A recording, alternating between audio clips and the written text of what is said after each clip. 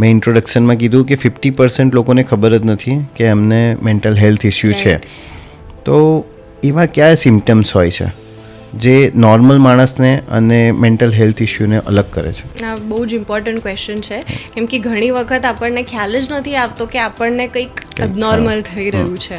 તો ઘણી warning science હોય છે કે તમારું મૂડ બહુ ચેન્જ થઈ જાય, કે તમને બહુ જ ચીડચીડું લાગે, કશામાં મન ના લાગે, ઉદાસ લાગે આખો દિવસ, તમે કામમાં ફોકસ ના કરી શકો, તમારું સ્લીપિંગ હેબિટ્સ ચેન્જ થઈ જાય, ભૂખ ઓછી લાગતી હોય, તમારા સોશિયલ રિલેશનશિપ્સમાં એની નેગેટિવ અસર પડતી હોય. તો આ બધી વસ્તુ જ્યારે થવા લાગે ત્યારે it is time to seek help. કે તમે એમાં ને એમાં સ્ટક થયા રહો તો તમે ખરાબ થઈ શકો છો વધારે તમારી હાલત. તો આ વોર્નિંગ સાઇન્સ ઇમ્પોર્ટન્ટ છે.